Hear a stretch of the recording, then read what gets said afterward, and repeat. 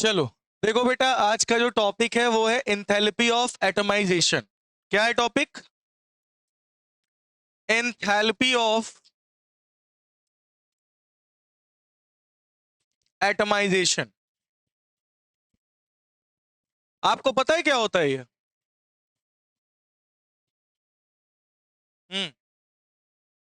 Enthalpy of atomisation क्या होता है? Amount of energy required break down a individual atoms. Individual atoms के बीच के बॉन्ड को ब्रेक करने में जितने भी अमाउंट ऑफ एनर्जी लगती है उसे हम कहते हैं एंथैल्पी ऑफ एटमाइजेशन। हाँ, amount amount of energy,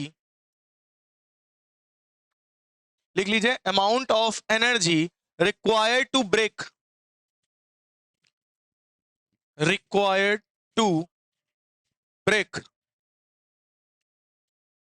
1 mole of a lattice, 1 mole of lattice into individual atoms,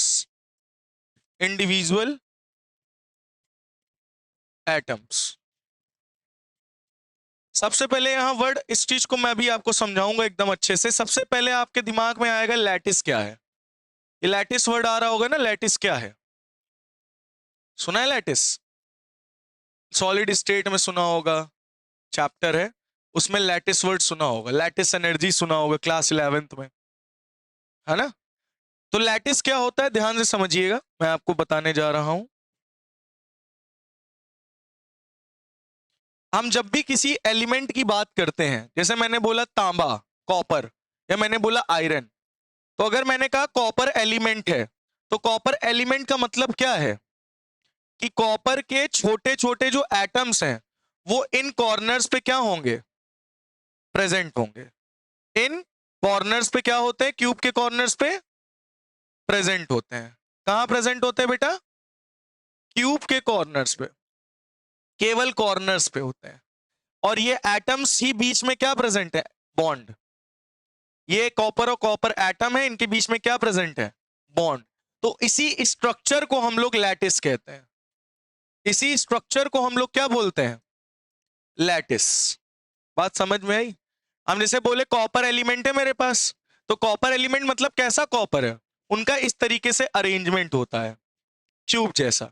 और जहां पे जिस पॉइंट पे प्रेजेंट होते हैं कॉर्नर्स पे, उन्हें लैटिस पॉइंट कहते हैं। क्या बोलते हैं? Lattice point. क्या बोलते हैं बेटा उसको? उसे लैटिस पॉइंट बोलते हैं। क्या बोलते हैं? Lattice point. तो लैटिस पॉइंट पे क्या प्रेजेंट है? लैटिस पॉइंट पे कॉपर के एटम्स प्रेजेंट है, इंडिविजुअल एटम्स, और उन्हीं से मिलकर ये लैटिस स्ट्रक्चर बना है कॉपर का। समझ में आई बात? तो लैटिस, इसी स्ट्रक्चर को लैटिस स्ट्रक्चर कहते हैं। क्या बोलते हैं? Lattice structure. तो इसी को और सिंपली हम लोग सिंपल फॉर्म में बना के दिखाते हैं आपको। जैसे मान लो एक मेटल एटम ये है, एक मेटल एटम ये है, एक मेटल एटम ये है, एक मेटल एटम ये है, एक मेटल एटम ये है, एक मेटल एटम ये है, ये है। समझ रहे हो? ये मेटल एटम्स हैं जो कि आपस में जुड़े हुए होते हैं। अब हर एक मेटल के एटम के पास क्या होते हैं? इलेक्ट्रॉन्स। क्या प्रेजेंट होते हैं बेटा? इलेक्ट्रॉन्स। और जितने ज्यादा अनपेयर्ड इलेक्ट्रॉन्स होंगे उतने ज्यादा इनके बीच में क्या होगी? बॉन्डिंग होगी। सही बात है। तो इसी बॉन्ड को ब्रेक करने के लिए, इस बॉन्ड को ब्रेक करने के लिए, इस बॉन्ड को ब्रेक करने के लिए जितनी भी अमाउंट ऑफ एनर्जी लगेगी, इन दो इंडिविजुअल मेटल एटम्स को बॉन्ड को ब्रेक करने के लिए जितनी भी एनर्जी लगेगी उसे बोलेंगे एंथैल्पी ऑफ एटमाइजेशन। समझ में आई बात? तो किसी लैटिस को ब्रेक करने के लिए जितने भी अमाउंट ऑफ एनर्जी लगेगी, 1 मोल ऑफ लैटिस, कितने मोल?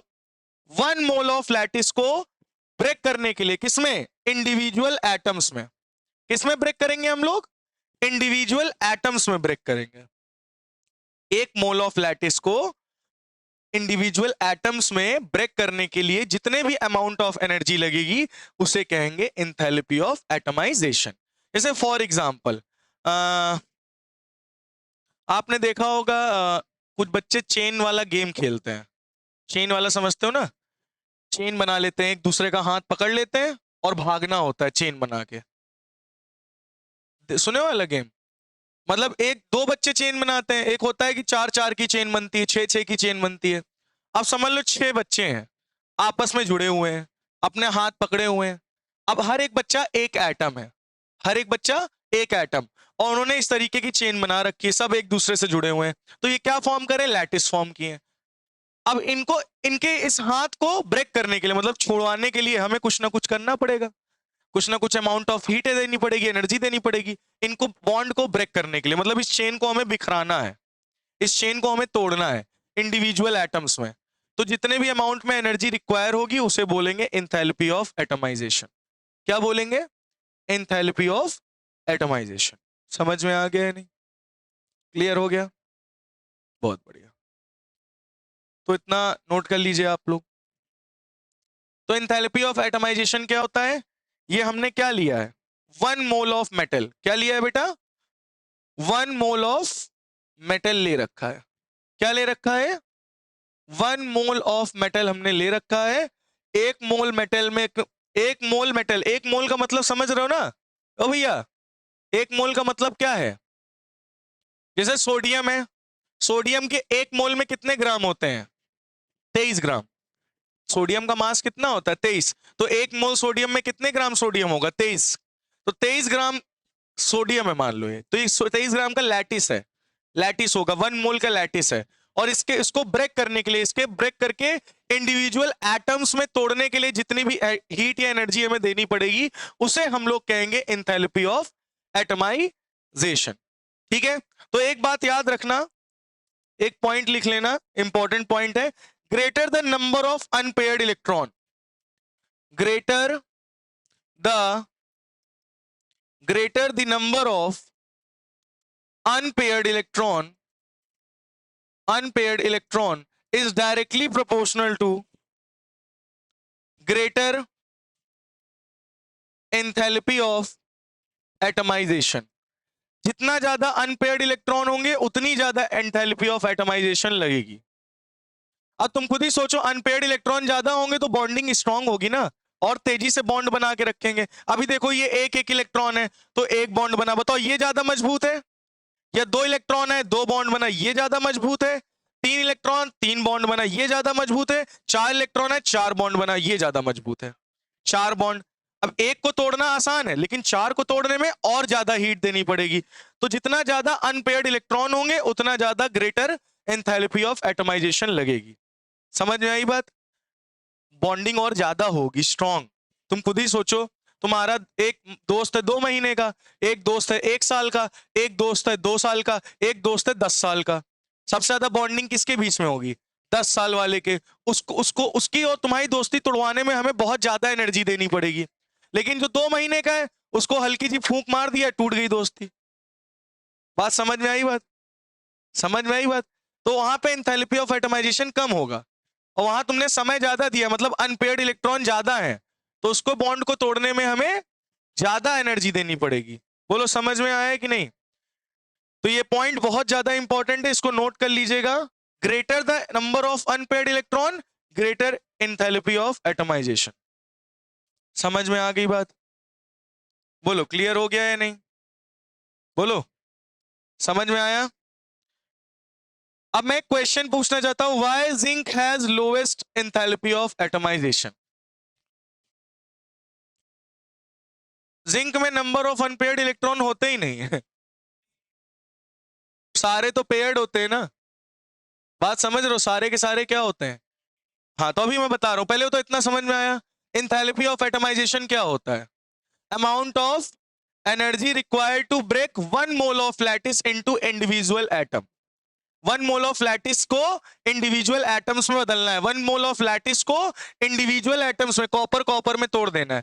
तो उसमें जितनी भी एनर्जी लगेगी उसे हम लोग क्या कहेंगे, एंथैल्पी ऑफ एटमाइजेशन। और जितने ज्यादा अनपेयर्ड इलेक्ट्रॉन होंगे उतनी ज्यादा बॉन्डिंग स्ट्रांग होगी, उतना ज्यादा एंथैल्पी ऑफ एटमाइजेशन होगा। समझ में आ गई बात, इसको हटा दिया जाए। बिल्कुल, क्वेश्चन है हमारा, why zinc has lowest enthalpy of atomization। बताओ जिंक की इंथैल्पी ऑफ एटमाइजेशन सबसे लो क्यों होती है? चलिए सबसे पहले हम लोग जिंक का क्या कर लेते हैं, electronic configuration, organ 3d10 4s2। इसको देख के क्या लग रहा है आपको? Zinc do not have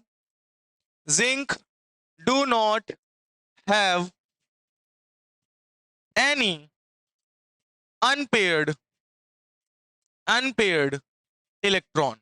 zinc के पास बेटा कोई भी unpaired electron, do not have unpaired electron, hence its bonding is weak. तो बेटा इसकी बॉन्डिंग क्या होगी? Weak with other zinc atom, with other zinc atom. अब तुम खुद ही सोचो, इसके पास अनपेयर्ड इलेक्ट्रॉन नहीं है, तो एक जिंक दूसरे जिंक से साथ जब जुड़ा होगा तो इसके बीच का ये बॉन्ड कैसा होगा? बहुत ज्यादा वीक होगा। क्या होगा बेटा? बहुत ज्यादा वीक होगा इनके बीच का बॉन्ड। तो इनको तोड़ने में एनर्जी हमको बहुत ही कम देनी पड़ेगी, इसीलिए इसका एंथैल्पी ऑफ एटमाइजेशन क्या होता है? कम। समझ में आई बात? Very less energy to require, very less energy to require, very less energy to require is required to break is required to break its lattice। तो इसके लैटिस को तोड़ने में हमें बहुत ही कम एनर्जी देनी पड़ेगी। समझ रहे हो कि नहीं? इसको तोड़ने के लिए हमें बहुत ही कम लैटिस एनर्जी देनी पड़ेगी। बात समझ में आई या नहीं आई? तो जिंक के पास एक भी अनपेयर्ड इलेक्ट्रॉन नहीं है, तो उनके बीच की बॉन्डिंग भी कैसी होगी? वीक होगी। तो उनके लैटिस को अगर ब्रेक करना है इंडिविजुअल एटम में, तो हल्की सी फूंक मारो, टूट गया। समझ रहे हो कि नहीं? क्लियर हुआ? और क्या, यहाँ फूंक मारने पे लोग टूट जाते हैं तो एटम ही है। फूंक मारने पे लोग का घर बर्बाद हो जाते हैं।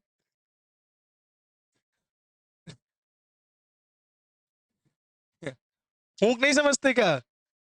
हम फूंक वाली फूंक की बात नहीं कर रहे हैं, हम फूंक वाली फूंक की बात कर रहे हैं। बात समझ में आ गई? चलो, तो ये बात कितने बच्चों को समझ में आ गया? एंथैल्पी ऑफ एटमाइजेशन आ गया। नेक्स्ट अपना प्रॉपर्टी है मेल्टिंग पॉइंट। नेक्स्ट प्रॉपर्टी क्या है बेटा? नेक्स्ट प्रॉपर्टी क्या है? Melting point. नेक्स्ट प्रॉपर्टी क्या है बेटा? Melting point. लिखिए, amount of heat required to, amount of heat required to convert solid into liquid।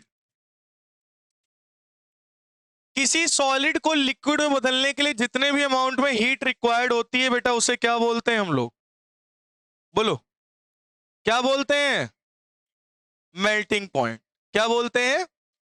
तो भाई तुम खुद ही समझो, सॉलिड को लिक्विड में बदलने के लिए जितनी भी हीट रिक्वायर होगी वो क्या होगी? Melting point. मतलब थोड़ा सा जितना भी हीट होगा, सॉलिड से लिक्विड बदल दिया, भाई उसका क्या होगा? Melting point. ये डी ब्लॉक की प्रॉपर्टीज चल रही। हाँ, और आपसे मैं पूछूं कि एस ब्लॉक और डी ब्लॉक में, एस ब्लॉक और डी ब्लॉक में सबसे ज्यादा मेल्टिंग पॉइंट किसकी होती है? एस की या डी की? डी की। डी ब्लॉक की सबसे ज्यादा मेल्टिंग पॉइंट होती है, बात ध्यान रखना। मेल्टिंग पॉइंट सबसे ज्यादा किसकी होती है? D block elements in comparison to S. अब आपके मन में आ रहा होगा क्यों? मन में आया कि नहीं आया? ए भैया ये हाथ हटा ले भाई, तुम ये हाथ लगाते हो इसलिए तुम्हें नींद आती है, हाथ मत लगाया करो। तो एस ब्लॉक की मेल्टिंग पॉइंट कम क्यों होती है, डी ब्लॉक की मेल्टिंग पॉइंट ज्यादा क्यों होती है? तुमको रीजन पता करना है। चलिए डालिए रीजन। एस ब्लॉक, किसकी बात करेंगे बेटा हम लोग? एस ब्लॉक की। तो एस ब्लॉक में आप जानते हो, इसमें अगर इलेक्ट्रॉनिक कन्फिगरेशन करते हो तो NS1 NS2 केवल यही इलेक्ट्रॉनिक कन्फिगरेशन होती है नॉर्मल। इसकी general electronic configuration NS1 NS2 ही होती है नहीं होती? तो यहां केवल और केवल only S electrons participate in bonding में केवल पार्टिसिपेट कौन करता है? S electron. समझ रहे हो? अब खुद सोचो, केवल एस इलेक्ट्रॉन पार्टिसिपेट करेगा तो इसका ऑक्सीडेशन नंबर क्या होंगे, ऑक्सीडेशन स्टेट क्या होंगे? बहुत कम होंगे। और फिर छोटे एटम होंगे और साइज छोटा होगा। ये सब आपस में जब जुड़े होंगे तो इनको ब्रेक करने में एनर्जी भी बहुत ज्यादा देनी पड़ेगी, है ना?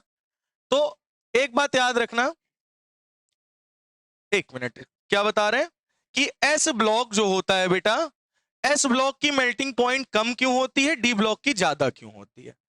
तो बेटा एस ब्लॉक की मेल्टिंग पॉइंट इसलिए कम होती है क्योंकि उसमें केवल और केवल एस के इलेक्ट्रॉन्स ही पार्टिसिपेट करते हैं। किसमें बेटा? बॉन्डिंग में। किसमें? बॉन्डिंग में। लेकिन अगर मैं डी ब्लॉक की बात करूं तो डी ब्लॉक के एलिमेंट्स में n-1 D1 to 10 NS0 to 2, उसमें S और D दोनों के ऑर्बिटल्स के इलेक्ट्रॉन क्या करते हैं? इलेक्ट्रॉन्स पार्टिसिपेट करते हैं बॉन्डिंग में। समझ में आई बात? तो इसमें ये ज्यादा बॉन्ड बना सकते हैं, ज्यादा बॉन्ड बनाएंगे तो बॉन्ड स्ट्रांग होगा। ये बहुत कम बॉन्डिंग बनाएंगे क्योंकि S के इलेक्ट्रॉन्स केवल 2 ही तो होते हैं, तो ये बहुत कम बॉन्डिंग बनाएंगे तो इनकी बॉन्डिंग कम होगी। बॉन्डिंग कम होगी तो उनको तोड़ना आसान होगा, इनकी बॉन्डिंग ज्यादा होगी तो उनको ब्रेक करना मुश्किल होगा। बात समझ में आई? इसमें क्या कह सकते हो, both D and S electrons participate in bonding. बात समझ में आई? डी और एस दोनों के इलेक्ट्रॉन्स इसमें क्या करते हैं बेटा? पार्टिसिपेट करते हैं बॉन्डिंग में। क्लियर हुई बात? D block elements form greater number of bonds. D block elements forms greater number of bonds. तो बेटा डी ब्लॉक एलिमेंट्स ज्यादा नंबर ऑफ बॉन्ड्स बना सकते हैं। बात समझ में आ रही है? क्यों?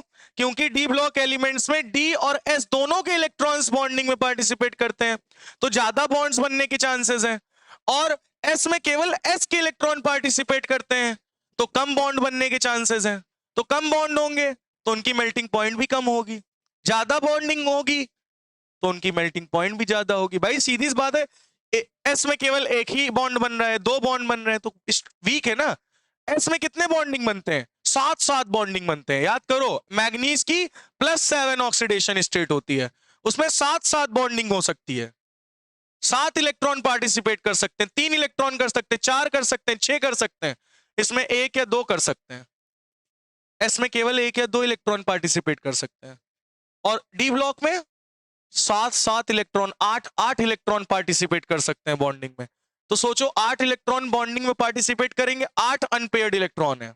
8 अनपेयर्ड इलेक्ट्रॉन का मतलब समझ रहे हो? 8 बॉन्डिंग, तो बॉइलिंग मेल्टिंग पॉइंट क्या होगी?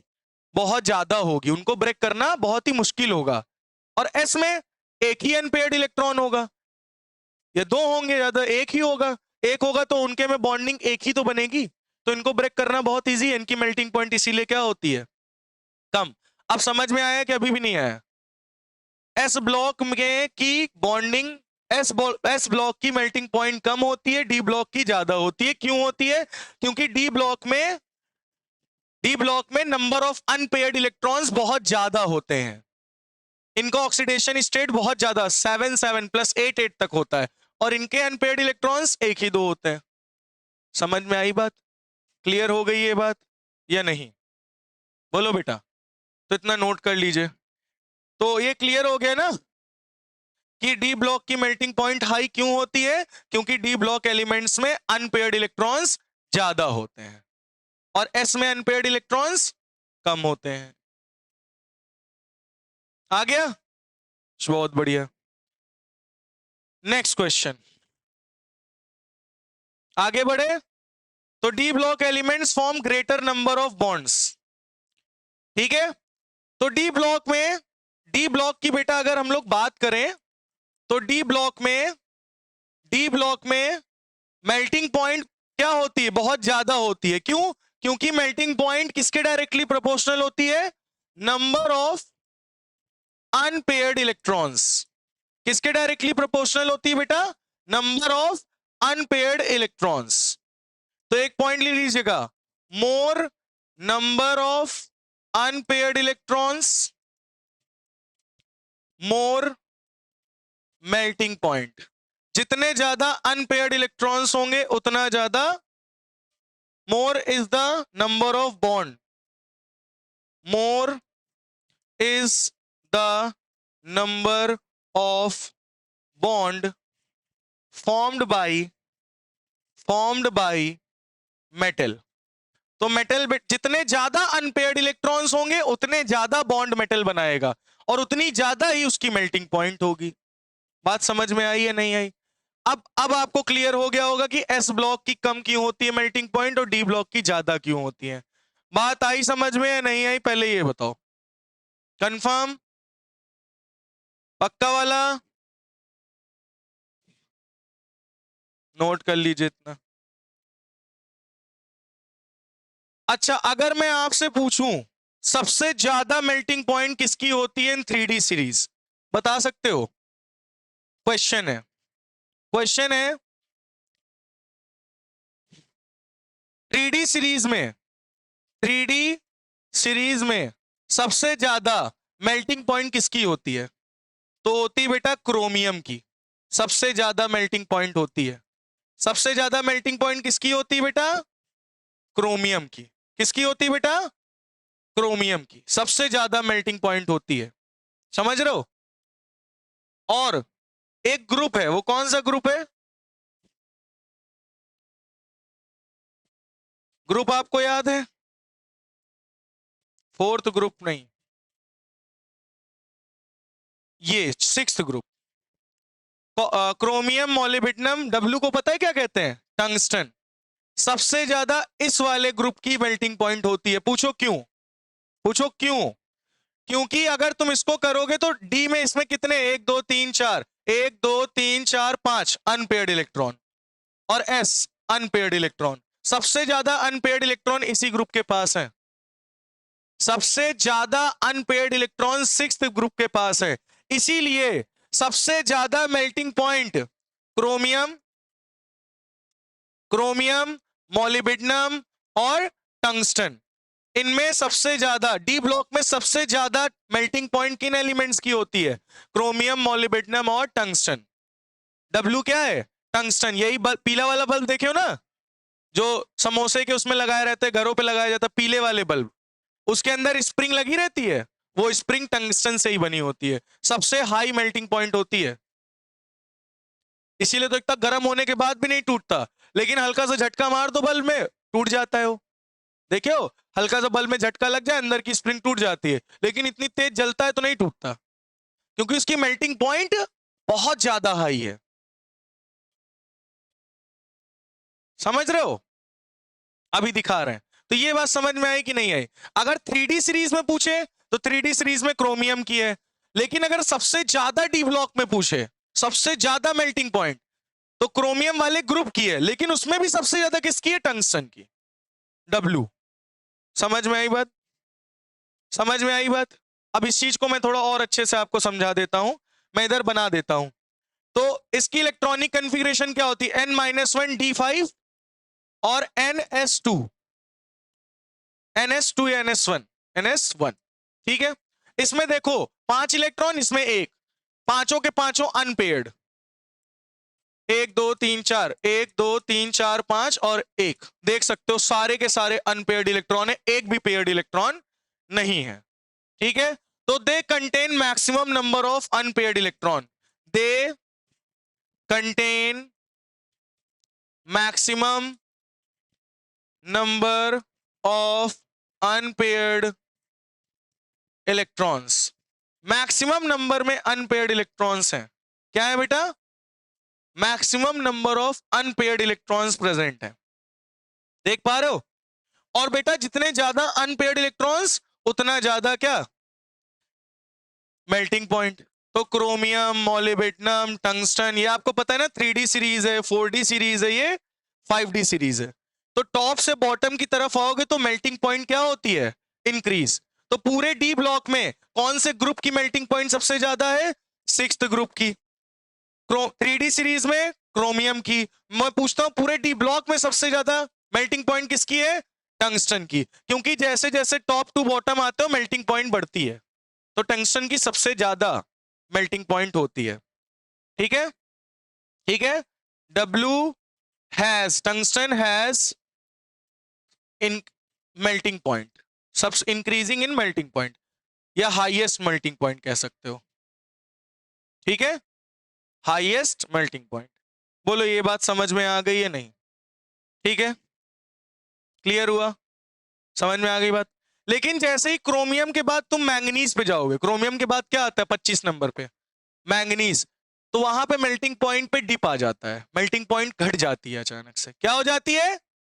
घट जाती है। तो लिख लीजिए after chromium, after after chromium, after chromium there is dip in the melting point, there is dip in the melting point. Melting point में अचानक से क्या आ जाता है बेटा?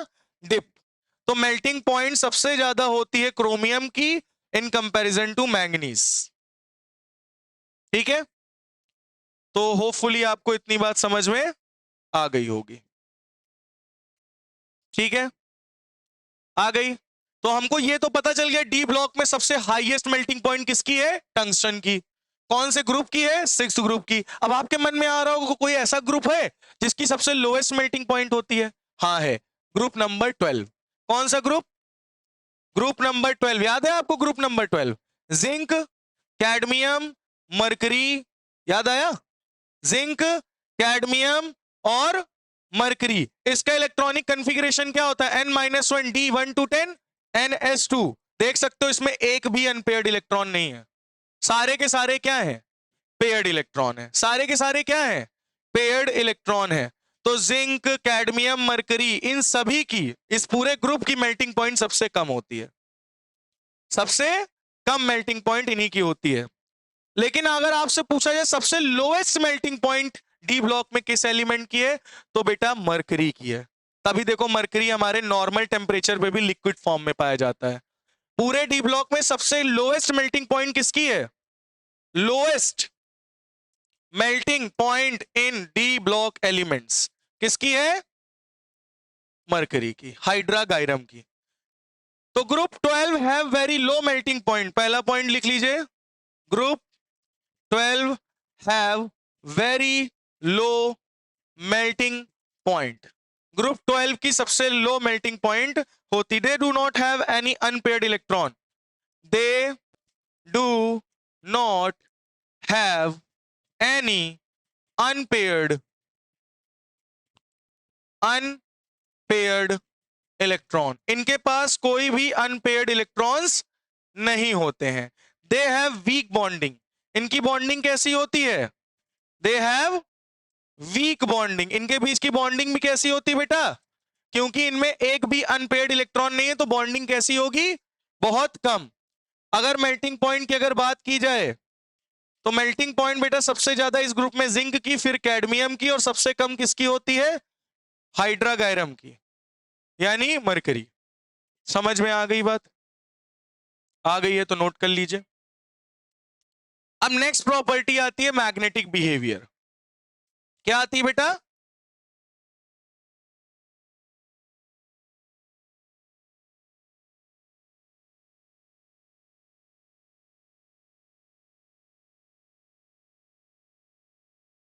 देखो बेटा, अब इसकी जो नेक्स्ट प्रॉपर्टी आती है वो आती है मैग्नेटिक बिहेवियर। आखिर ये डी ब्लॉक एलिमेंट्स कैसा मैग्नेटिक बिहेवियर शो करते हैं? तो नेक्स्ट हेडिंग है मैग्नेटिक बिहेवियर। ठीक है, क्या है प्रॉपर्टी? Magnetic behaviour. तो बेटा डी ब्लॉक जो होते हैं, D block element show magnetism. D block element shows magnetism. तो बेटा जो जितने भी डी ब्लॉक एलिमेंट्स हैं ये सब के सब क्या शो करते हैं? मैग्नेटिज्म प्रॉपर्टी को शो करते हैं। ठीक है, मैग्नेटिज्म को क्या करते हैं? शो करते हैं। तो आपको मैग्नेटिज्म में आप लोगों ने पढ़ा होगा, फिजिक्स में हमने याद करो आपको पढ़ाया था, एक होते हैं डायमैग्नेटिक सब्सटेंसेस, पैरामैग्नेटिक सब्सटेंस है ना, फेरोमैग्नेटिक सब्सटेंसेस। तो मैग्नेटिज्म यही मटेरियल शो करते हैं डी ब्लॉक एलिमेंट। तो एक होते हैं डायमैग्नेटिक, क्या होते हैं बेटा? डायमैग्नेटिक। डायमैग्नेटिक सब्सटेंसेस क्या होते हैं? डायमैग्नेटिक एलिमेंट्स क्या होते हैं? जिसमें नंबर ऑफ अनपेयर्ड इलेक्ट्रॉन्स नहीं होते हैं। हाँ, जिसमें no unpaired electrons, no number of unpaired electrons. ठीक है, या फिर कह सकते हो number of unpaired electrons is absent. ठीक है, नंबर ऑफ अनपेयर्ड इलेक्ट्रॉन्स नहीं होते हैं, एक भी अनपेयर्ड इलेक्ट्रॉन नहीं होते हैं जिनमें, उन्हें हम क्या कहते हैं? जैसे जिंक, जिंक में एक भी अनपेयर्ड इलेक्ट्रॉन नहीं है, तो वो क्या है? Diamagnetic substance. और पैरामैग्नेटिक याद करो क्या बताया था? पैरामैग्नेटिक सब्सटेंसेस वो होते हैं जिसमें number of unpaired electrons present होते हैं। क्या होते हैं बेटा? अनपेयर्ड इलेक्ट्रॉन्स क्या होते हैं? प्रेजेंट होते हैं। बात समझ में आई? और एक बात याद रखिएगा, इनका मैग्नेटिज्म कैसे निकालेंगे, इनका मैग्नेटिक मूवमेंट कैसे निकालेंगे? How to find the magnetic movement of these elements. तो बेटा मैग्नेटिक मूवमेंट निकालने का एक फॉर्मूला याद करो, मैंने आपको बताया था, √n इन ब्रैकेट n+2 और B.m, इसको कहते हैं बोहर मैग्नेटन। याद करो बताया था, बोहर मैग्नेटन। ये मैग्नेटिक मूवमेंट निकालने का फॉर्मूला है। और बेटा यहां n क्या होता है? n होता है नंबर ऑफ अनपेयर्ड इलेक्ट्रॉन्स।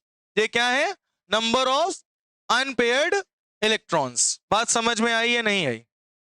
और Bm क्या है? हाँ, Bm क्या है? Bm है बोहर मैग्नेटन। क्या है बेटा? बोहर मैग्नेटन है Bm। तो बेटा मैग्नेटिक बिहेवियर की बात करें तो जितने भी डी ब्लॉक एलिमेंट्स हैं वो सब मैग्नेटिज्म शो करते हैं। तो उसमें कुछ डायमैग्नेटिक होते हैं, कुछ पैरामैग्नेटिक। डायमैग्नेटिक वो होते हैं जिसमें एक भी अनपेयर्ड इलेक्ट्रॉन ना हो, और पैरामैग्नेटिक वो होते हैं जिसमें अनपेयर्ड इलेक्ट्रॉन प्रेजेंट होते हैं। ठीक है, और इनका मैग्नेटिक मूवमेंट कैसे निकाल सकते हैं हम लोग?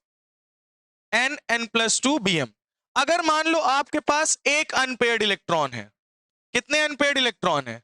एक अनपेयर्ड इलेक्ट्रॉन एक है, तो मैग्नेटिक मूवमेंट क्या होगा? तो मैग्नेटिक मूवमेंट आएगा √3 यानी 1.73। क्या आएगा बेटा? अगर अनपेयर्ड इलेक्ट्रॉन दो है तो उसका मैग्नेटिक मूवमेंट होगा 2.74। क्या होगा? सॉरी 2.84। अगर अनपेयर्ड इलेक्ट्रॉन 3 है तो उसका मैग्नेटिक मूवमेंट 3.87। ठीक है, अगर मैग्नेटिक मूवमेंट अनपेयर्ड इलेक्ट्रॉन 4 है तो मैग्नेटिक मूवमेंट कितना होगा? 4.90। अगर अनपेयर्ड इलेक्ट्रॉन 5 है तो उसका मैग्नेटिक मूवमेंट 5.92। अच्छा एक बात आप देखो, जितने अनपेयर्ड इलेक्ट्रॉन वैसा ही मैग्नेटिक मूवमेंट, एक तो एक, दो तो दो, तीन तो तीन, चार तो चार, पांच तो पांच, आगे पॉइंट में वैल्यू चेंज है। तो अगर तुमको ये वैल्यू दे दी जाए, अच्छा ये वैल्यू छिपा लो तुम, मैंने कहा कि 5.92 मैग्नेटिक मूवमेंट है, कितने अनपेयर्ड इलेक्ट्रॉन होंगे? 5। समझ में आ गई बात? मैंने कहा 4.90 मैग्नेटिक मूवमेंट है, कितने अनपेयर्ड इलेक्ट्रॉन होंगे? 4। समझ में आ गई बात? क्लियर हो गई? निकालोगे कैसे? फॉर्मूला ये दिया गया है। अगर एक इलेक्ट्रॉन है तो क्या लिखोगे? 1 इन ब्रैकेट 1+2, कितना आ जाएगा? √3। 2 इन ब्रैकेट 2+2, कितना आ जाएगा? कितना आ जाएगा? 2+2 4, 4 2 8, 3, 2 5 2 10, नहीं कितना होगा 3 3 + 2 √10, इसका कितना आएगा 4 4 + 2 6 6 3 जा 18, है ना, ये कितना आएगा 35, 5 3 8 5 8 जा, नहीं 35 नहीं आएगा 40 आएगा। समझ में आई बात है नहीं, क्लियर हुआ, कंफर्म। 5 + 2 5 6 7 7 5 जो 35, सही तो है बेटा, 35 ही तो आएगा। बोलो समझ में आया। तो ये बेटा ये कितना होगा 6 + 2 ओ 4 + 2 6 और 6 4 जा 24, ये 24 होगा, है ना। 3 2 5 5 तिहाई 15, 2 + 2 4 4 2 जा 8, एक सही करवाओ बाकी तो। चलो समझ में आ गया है नहीं, क्लियर हो गया। तो मैग्नेटिक मोमेंट कैसे निकालना है, √n n + 2 in bracket, unit क्या होती है बोहर मैग्नेटन। क्लियर हो गया, इसको नोट कर लीजिए, हो गया। चलो मैं आपसे पूछ रहा हूं कॉपर +2 का क्या होगा magnetic moment, find magnetic moment of copper +2। तो कॉपर का पहले बताओ कॉपर क्या होता है 29 होता है, तो इसको क्या लिखोगे ऑर्गन 18, 3d 10 और 4s 1, यही होता है ना 29। और कॉपर +2 है, तो +2 है तो क्या हो जाएगा 2 इलेक्ट्रॉन निकल जाएंगे, यानी ये 3d 9 नहीं हो जाएगा, एक इलेक्ट्रॉन इससे एक इलेक्ट्रॉन इससे चला गया, 3d 9 हो गया कि नहीं हो गया। चलो 3d 9 का जरा बनाओ, 1 2 3 4 1 2 3 4 5 6 7 8 9, कितने अनपेयर्ड इलेक्ट्रॉन 1, यानी इसका मैग्नेटिक मोमेंट क्या होगा 1.73। कैसे निकालोगे √1 इन ब्रैकेट 1 + 2 यानी √3, ये आ गया कॉपर +2 का क्या मैग्नेटिक मोमेंट। क्या आ गया, उठ जा भाई, समझ में आया कि नहीं आया, कितने अनपेयर्ड इलेक्ट्रॉन दिख रहे हैं एक, इसलिए इसका मैग्नेटिक मोमेंट ये होगा। अच्छा चलो एक आप लोग करके दिखाओ, मैंगनीज +2 का करके दिखाओ, पहले इसको करके दिखाओ बाद में उसको नोट कर लेना। मैंगनीज का पहले बताओ क्या होता है, आर्गन 3d 5 और 4s2, सही है ना 25, लेकिन हमें निकालना किसका है Mn +2 का, है ना बेटा। तो ऑर्गन और 4s से 2 इलेक्ट्रॉन चले जाएंगे, बचा क्या 3d 5, मतलब कितने अनपेयर्ड इलेक्ट्रॉन 1 2 3 4 5 5 अनपेयर्ड इलेक्ट्रॉन, यानी इन ब्रैकेट 5 5 + 2 यानी √35, यानी 5 है तो 5 पॉइंट समथिंग आ रहा होगा, 5 पॉइंट समथिंग कितना 5.94 था ना, 5.94, ये आएगा मैग्नेटिक मोमेंट Mn +2 का। बोलो अब निकाल लोगे कि नहीं, इलेक्ट्रॉनिक कन्फिगरेशन कर लेना, उसमें देख लेना कितने अनपेयर्ड इलेक्ट्रॉन है, फॉर्मूला इंपुट करके निकाल लेना। आया नहीं आया अभी भी, यूनिट जरूर लगा देना, BM BM बोहर मैग्नेटन। बोलो समझ में आया है नहीं, पक्का। अच्छा एक क्वेश्चन हम एक लास्ट आपसे पूछने जा रहे हैं, ठीक है, magnetic movement of 4.4 magnetic movement of 4.90 Bohr magneton, ये क्वेश्चन है, ठीक है। Find number of unpaired electron, बताओ कितने होंगे अनपेयर्ड इलेक्ट्रॉन। अगर कोई एक एलिमेंट है जिसका मैग्नेटिक मूवमेंट 4.90 है, तो उसमें नंबर ऑफ अनपेयर्ड इलेक्ट्रॉन कितने होंगे 4, याद करो बताया था ना 4 आ रहा है 4 अनपेयर्ड इलेक्ट्रॉन, 5 आएगा 5 अनपेयर्ड इलेक्ट्रॉन, पीछे जाओ यार, ये देखो ये 3 पॉइंट आया तो 3 अनपेयर्ड इलेक्ट्रॉन। तो इस तरह से क्वेश्चन अगर पूछ ले कि ये कोई एलिमेंट है उसका ये मैग्नेटिक मोमेंट है, तो नंबर ऑफ अनपेयर्ड इलेक्ट्रॉन कितने होंगे, तो 4.90 मतलब 4 अनपेयर्ड इलेक्ट्रॉन होंगे। क्लियर हो गया या नहीं, समझ में आ गया या नहीं। अब बेटा कल हम लोग पढ़ेंगे एलॉय फॉर्मेशन, इसकी नेक्स्ट प्रॉपर्टी, ठीक है, 2 से 3 दिन में चैप्टर खत्म हो जाएगा।